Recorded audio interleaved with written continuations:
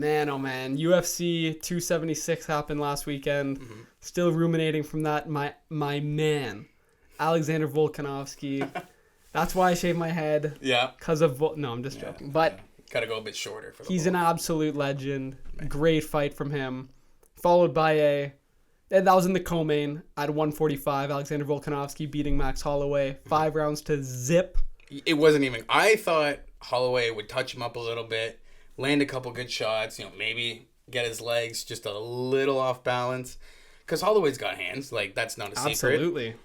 Volk was just crazy. Like, when he said, like, he was going to take himself to... And he says that the last couple fights, he always says, I'm going to take myself to the next level. But every time he says it, I'm like, how much more can you really up yourself? And then he comes out against Max and does it. He got touched, but didn't get touched for 5 rounds. Just yelling at him. That was awesome. In the middle of the fight. Just yelling at him. Too fast for you. Man. That was pretty awesome. Like, good for Volk. Good for Volk. Definitely. And, he talks about just... we're already talking sports a lot here. I won't go too long. I could talk about Volkanovski all day, but he wants to go to 155. I think that's cool. I'll support him if he does it. There's a lot of fights at 145, though, and I think it'd be cool to see a dominant champ. Izzy is Israel Adesanya, who we'll talk about in a second here. He's someone who's, like, cleaned his division out. Same with Usman, Kamaru Usman at 170, like, cleaned his division out. Volkanovski's beaten some of those top guys, and he's taken on every challenge that's come his way. A couple times. Like Max. There's been a couple times here. But there are still guys who are itching to fight him. Who? Like, well, the last guy that he beat before Max Holloway, what am I talking about? Before the Korean Zombie, Brian Ortega. Okay. He's going to be fighting Yair Rodriguez. It's kind of a lose-lose matchup, though. Like, now that I'm saying it out loud, Yair Rodriguez, who just lost to Max Holloway, is fighting Ortega, who just lost to Volkanovski. So what happens? The winner faces Volk again? Yeah, that's what kind of lame. happens. I don't want to see that. No. Go to 155, get a title shot. But I don't want him to jump into 155 and then just get strangled by Oliveira. Because he's such a little guy, right? Yeah, but he's got no neck, so you can't even strangle him. That's true. It's true. What do you do with him? I don't know. But what's that? 11 fights in the UFC now? Win streak for Volk? I don't know about UFC, but he's at like a 2 fight win streak or something like ridiculous. That's crazy. 22 fight win streak. His only loss he's ever recorded in MMA is at 170 pounds, which is ridiculous. He's stocked up for that one. Well, no, he's losing weight. Oh, I guess, yeah. What am I saying? Because he fights at, 185 right now? No. Volkanovski fights 145. Oh, okay. So I'm all over the place. Yeah. It's kind of a crazy story. Everybody talks about it when they talk about Volkanovski, but he used to weigh like 200-something pounds when he played rugby back in Australia. Back down under. I think they mentioned that on the broadcast too. Like he was like weighing in at like 215, 210 or something like that. They always mention that. Yeah, and then he's slowly cut down weight. He's had fights at middleweight, 185, fights at 170, and he's gone all the way down to 145, which I think is a great weight for him. 155, man, he looks small compared to 145ers, but he's so like explosive and like athletic that it makes up for it. But he's really not like, he's not like the fastest guy. He's not like the most, like the longest guy, with his reach or anything. Yeah. So when he starts fighting guys that are bigger than him, it might become an issue. That's the only thing. I got full, look, the champ can do what he wants. He's dominant. And I believe in him. I think he can do it. But I just, like, there's some caution there. I think his reach moving to that weight class would be, especially if you're fighting Oliveira, like he's going to be down a couple inches in reach for sure. So, but I'm for it because when you're winning that much, like, you might as well go for it. And especially with the belt literally being vacant. Yeah. He could get that title shot just walking in there. Just, okay. I think, well, a thing that's very interesting, I have this written down somewhere. Yeah, okay. The only fight at 155 pounds with anybody in the top 10, listen to this, I'll say that one more time. Go ahead. The only fight in the top 10 of 155 that's scheduled right now is Rafael Dos Anjos against Rafael Fiziev, which is coming up in a couple weeks. But nobody else in the top 10 even has a fight scheduled yet. That's it? That's the only fight? only fight. So people are talking about Islam Makhachev fighting for the vacant title against Oliveira, which is great, you know. Yeah. But 155 is like such a competitive weight class that I don't think it's too crazy to just see Volkanovski come up and like, look, he's already a champ. He deserves the opportunity to fight for a belt, that's for sure. Whether he wins it or not, like, it's up to anybody, you know. But I think he deserves to fight for it. Mm-hmm. And what do we as fans not want to see from that, though? Exactly. You want to see the guy walk in there and go for it. But speaking of fans, what we don't want to see, we don't want to see a fight finished by no decision with an eye poke. Oh, yeah. Okay. That's what we don't want to see. We'll move, to the start of the main card there. Yeah. Oh, my God. Well, it was Sugar Sean's first test, quote-unquote test, in the top echelon of the bantamweight division, which, in my opinion, is the most competitive and exciting division in the UFC, 135. Definitely the best top 10. Maybe, okay, other than 155. Sure. That's just we'll just without exclude saying. that, yeah. But Sugar Sean fighting, I think, ranked number 8 or 9, Pedro Munoz, as he called him, Prelim Pedro, which is kind of funny. That is funny. But round 1, it seemed pretty even. I mean, it was just a feeling out. Pedro did not land a single body or headshot the entire fight. But I think he landed 22 or 20, like 4 leg strikes. Mm-hmm. But how many were checked? If you ask Sugar Sean, they were all checked. They were all checked. I saw his press conference after, and I was very happy with what he was saying because that second round, that first half of the second round, he looked good. Like, he was touching him up pretty good. He was landing a couple of combos. It didn't look like Pedro was going to do much to Sean. Yeah, it really seemed like his only strategy. And I know, you know, Pedro's a great fighter, and he's proven himself a lot in the past, but it did seem like his only strategy was kick him in the leg. And hope that affects him. Yeah. Like, that's it. And then I think Sean caught on to that pretty quickly, that this is all he's going to throw at me. That's what everybody goes for with Sean. Yeah. Ever since Chito Vera. Foot? Ever since he kicked his calf muscle or whatever and turned his foot off. Everybody thinks they can just kick Sugar Sean, and then there he goes. But he knows that, because even the first couple of kicks, sure, we can say they landed. Let's just pretend. Yeah. Like, I'd have to rewatch it to see if they actually landed. But definitely, like, the last 5 or 6, like, he was turning out his leg. Those were checked, like, for sure. Like, you didn't have to be a crazy fight fan to know that was just his leg hitting his shin. You know what I mean? Yeah, but, you know, it's a tough fight. Like, and where does Sean go from this? Do they run it back? I don't think they should run it back. No, I think he moves. If you want to call it a no contest, that's fine. Just give him the next level. Top 5? I don't think maybe not the top 5. Maybe not the top 5, but I don't know, bring him up a little bit. Like, the guy's a natural. Like, he brings so much fans, right? Like, he just has that charisma about him, and he's good at building his character. So no matter who he fights, he will make sure that people are watching it, and he'll be ready. Like, he always shows up.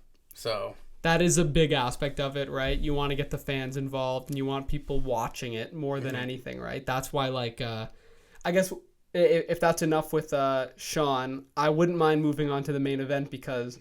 Okay. But before the main event, I guess my point was. That's kind of what the UFC is doing with Alex Pereira. What do you mean? Well, Alex Pereira, the guy who beat Israel Adesanya twice, knocked him out twice in kickboxing.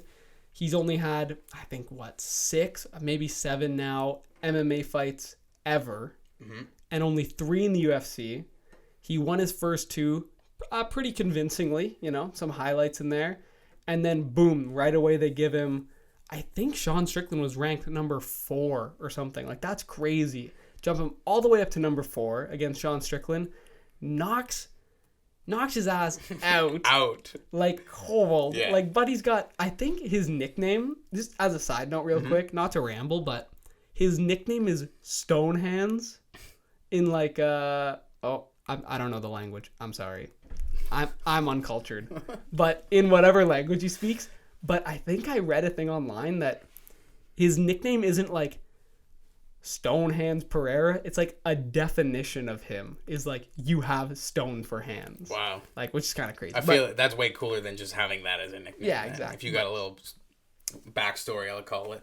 Anyways, the UFC is building him up so strong to like be the next guy to fight Izzy that it's kind of like Sean. It reminds me of like Sean's like, or I guess it kind of contradicts Sean's like progressive build with all the hype. Sean's been building his fan base and like getting people to like him and grow his social media following and slowly going up in competition, while Pereira has been like 3 fights in. He's already like fighting for the title next, according to Izzy, who called him out at the end of his fight. Like, the UFC knows what the fans want, is my point. Yeah, but Izzy, like, that fight wasn't that entertaining. All right, let's get into it. That fight was not entertaining. Like, oh, I get it. He won. Like, I get that's, sometimes that's the way the fight goes. And you got to feel it out. And there's not going to be a knockout. And, but damn, do something. Like, they kind of went, just sparred for 5 rounds. Like, okay, cool. And then win by decision. All right, a win's a win. But really, no one watched that and was like, wow, Izzy, like, way to show up. My issue with it is not Izzy's performance. What's your issue? My issue isn't that he plays it safe, touches the guy up, gets the points, wins. That's fine. Like, honestly, Anderson Silva used to do the same type of thing. He'd get his wins. People would call him boring. But he's a GOAT. Like, he like literally lapping the division. You cannot blame him for getting wins.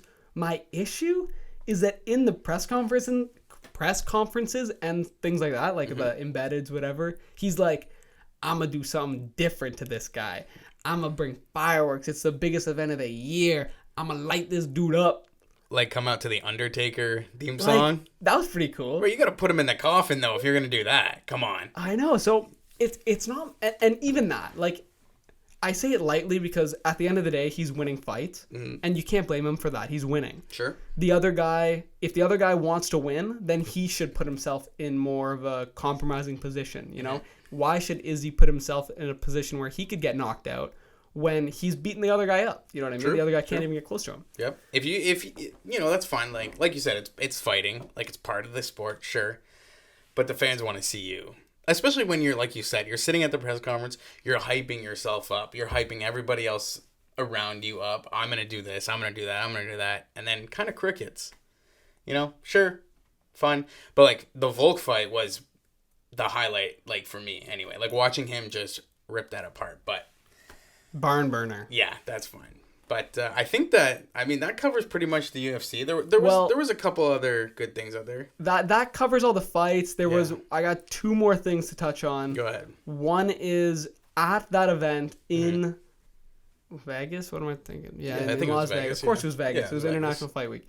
There was an altercation between Dustin Poirier and Michael Chandler. Did you see that? I did not. I saw you put it in here, and I didn't look it up. I just didn't hear a thing about it today. It was hilarious. Well, I say hilarious. It was a video, I think, recorded by Gilbert Burns. Okay. Because all the UFC fighters at the events, they sit in the same area. Yep. And then they do the panning camera shot, where they show all the people. But Poirier saw Michael Chandler, and I guess Michael Chandler, I'm talking out my ass right now because I don't exactly know the context of it, but basically the video was Dustin Poirier yelling at Michael Chandler, calling him fake and saying, bro, you're fake, man. I want to fight you, man. And I think it stems from the fact that Michael Chandler, after winning his last fight, very convincingly, called out just about every single person in the lightweight division and didn't even mention Dustin Poirier. But Dustin, doesn't help himself in that situation. Dustin doesn't put himself out there and goes, I want this fight. I want to do this. Again, the guy goes to Twitter and he makes a couple tweets. I want to do this. This guy's whatever. But he doesn't go on the mic at a UFC event. And he was at the desk, not at the main event, but I think for some of the interviews for the pre-stuff. Yeah. He was with DC at the desk, and they were doing the talk show that they do. I didn't watch much of it, but I saw a couple clips. And, he doesn't come across as, I want that fight. This is what I need right now. Because he hasn't fought in a long time. He has not fought in a while. since he lost that belt. Well, not lost it, but lost the opportunity to get the belt. Yeah. Chandler's on the up. Why does he want to face someone that just lost their title shot and then has kind of gone off the radar for everybody? I think that is Chandler's reasoning for not calling him out. Yes, but Poirier's a big fight. Poirier is like everybody knows Dustin Poirier. Yeah, the diamond. He's on the level like just underneath like Izzy, McGregor, like that. Like if they're like S tier of like draws for eyeballs to the UFC, Dustin Poirier's right under that. Because I think people generally want to see him win. He beat McGregor twice. Yeah, like I think people actually do want to see him win. Like a lot of people, you can be like, you want to see them lose. Like McGregor definitely has some haters out there, and then like people want to see him lose.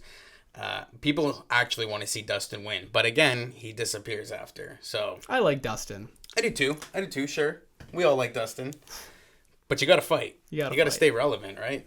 And if you're not gonna fight, like look at Sean O'Malley. If you're not gonna fight, you got your social media, you got your podcast, you got whatever you're doing. He's got his hot sauce. Stay relevant. He's got hot sauce. Louisiana hot sauce. I did not buy it yet. No. Okay, my last UFC point. This has nothing to do with that card. It has to do with, I was so sad to see this. Darren Till pulling out of UFC Fight Night, July 23rd in the UK. Like, come on, man. For an undisclosed injury. Darren Till, look, I understand, and when the first person I heard talk about this was Michael Bisping, who's a fellow UK man, fellow Mandem, if you will. I don't know. Is that Toronto slang? Whatever. I think so. And he said he would rather, and I agree with this, he would rather Darren Till wait until he's 100%, and then when he makes his comeback, it's when he wants it. Don't force yourself from injury, this, that. We know you don't want to pull out of the fight, but sometimes you have to. Sure, but that's a big event to pull out of if you're, like, you know what I mean? Like, and cool. To not disclose the injury... it might come out. Like I hope it comes out because people got to know what's going on. If you're going to pull out of that fight, you at least got to explain yourself a little bit, right? I mean, you don't have to, but as a fan, I'd like to know why you're not fighting. Yeah, and he's... in arguably one of your biggest events. Darren Till has lost 4 of his last 5 fights. So, and he's fought great competition. I have it written down there. He's fought Tyron Woodley when he was going for the belt. Lost to Masvidal, lost to Whitaker, lost to Brunson most recently. So these are good guys. Yeah. Like it's not like he's getting like smacked around. It's not like he's lost I mean, I don't know for sure, but it's not like he's like lost a step and is like barely hanging on to his career here. Like he's lost to the top tier guys, and when he wants to do his comeback and he's going to like push for that, it's better to come back strong. Yeah. Yeah, I agree, and like you said, that's a tough roster to take on, the guys you just mentioned. But that UK card without Darren Till, like obviously it's still gonna be awesome. We got Paddy Pimblett fighting, we got Paddy whatever. Paddy, that guy's funny. I don't want to talk about him. You don't want to talk about him? No, I don't want to talk about him. He probably hasn't even started weight cutting yet. No, but he's eating cheeseburgers, man. The fight's in like 2 weeks. He's eating cheeseburgers. Yeah. And then Tom Aspinall is the main event. I think Darren Till was supposed to be the co-main against Jack Hermanson. We haven't even mentioned his opponent. I don't know what he's doing. But that was supposed to be the main and co-main event. Do you think the UFC can fill that spot with this short notice? Or do you have to take a fight off the card? Like, Maybe. Can you replace that? Yeah, you probably can. This is a weird time. Like, usually you don't get enough notice or you get a lot of notice. This is a little bit of an in-between. I don't know if they'll have anybody to throw in there right now. Yeah, it'd be tough. Tough. I don't know. You have to pick somebody that just fought not too long ago. That's in shape, ready to go. The UFC does magical things sometimes. That is true. That is true.